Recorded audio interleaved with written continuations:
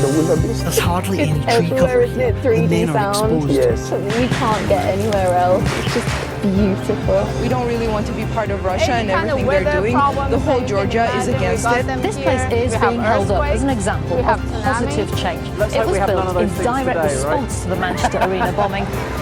I feel so strongly because we are losing staff. We are not giving patients the care that we want to give them.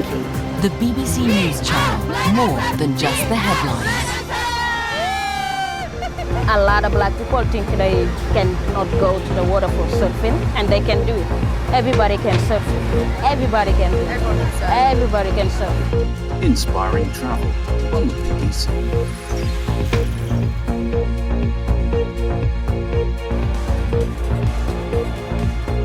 I think we can use a form of capitalism and continue to get its benefits while solving climate change. We should remember that the globalization we had before brought more than 1 billion people out of poverty. I always associated fashion with fun and joy. Women ourselves are finding our power. We always had a voice. We just weren't allowed to use it. When big names talk, they talk to the BBC.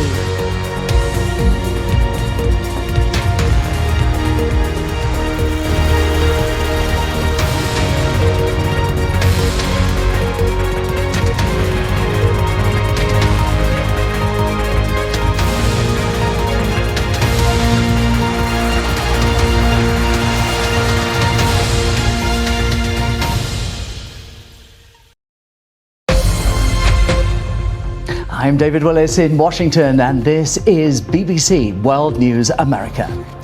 A gun attack in central Tel Aviv leaves 1 dead and 4 wounded. Israel blames Palestinian militants. Before that, Israel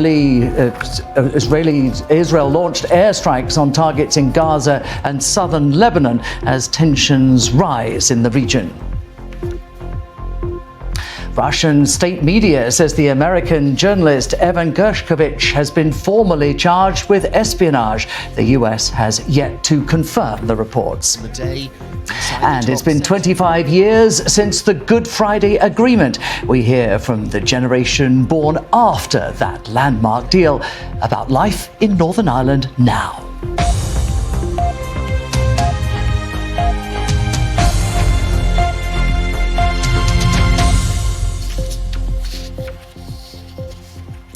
Welcome to World News America on PBS and around the globe.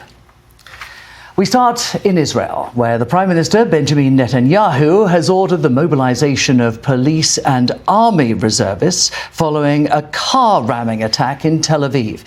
1 person was killed and 5 were injured. The assailant was shot dead. It comes amid escalating tensions between Israel and Palestinian militants following raids on the Al-Aqsa Mosque in Jerusalem by Israeli riot police earlier this week. Israel blames the Palestinian militant group Hamas for the attacks, and it retaliated overnight with airstrikes on Lebanon and Gaza.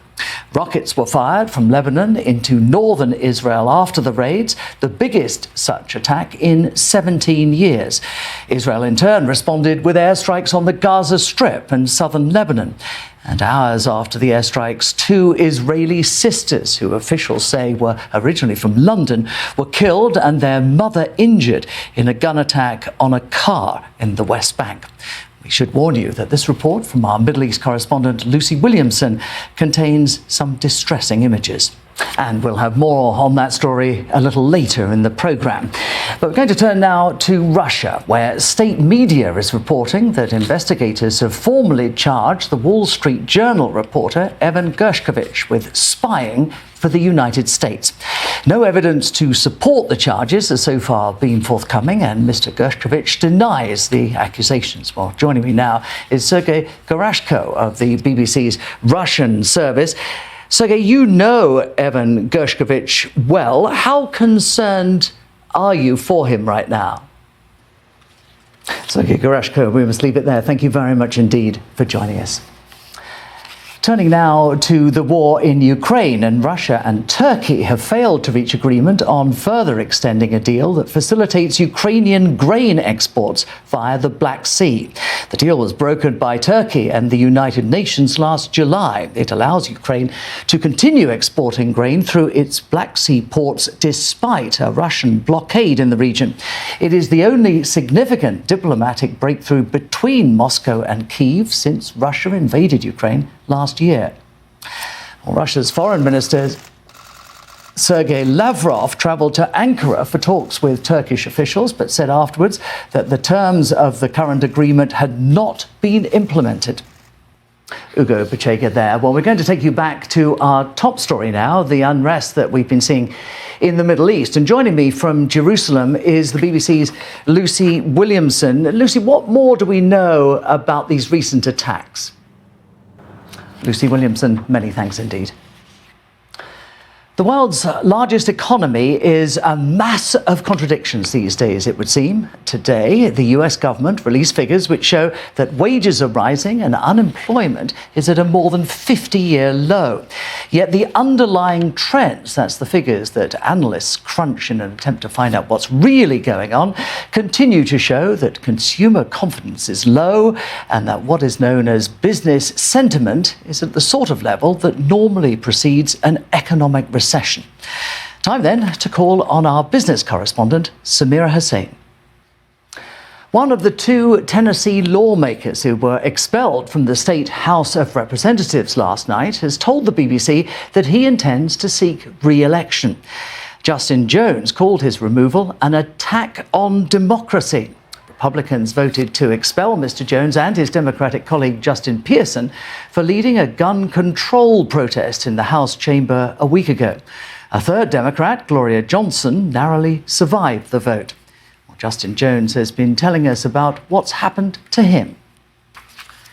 It's been 25 years since the Good Friday Agreement. The deal brought an end to years of violence in Northern Ireland, although political tensions and other obstacles still remain. So what does the generation born since the historic deal make of the era of peace that has followed it? Our correspondent Emma Vardy has been finding out.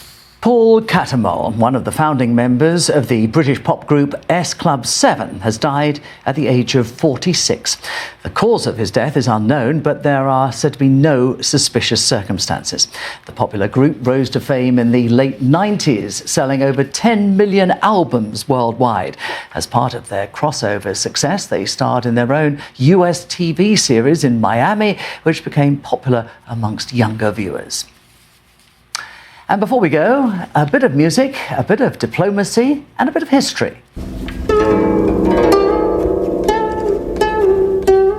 The presidents of China and France enjoyed a musical performance in the city of Guangzhou on Friday. It was part of Emmanuel Macron's visit to the country. The ancient Chinese tune that was being played was called High Mountains and Flowing Water, which is a tale about true friendship. Appropriate, perhaps. I'm David Willis. Thanks for watching World News America.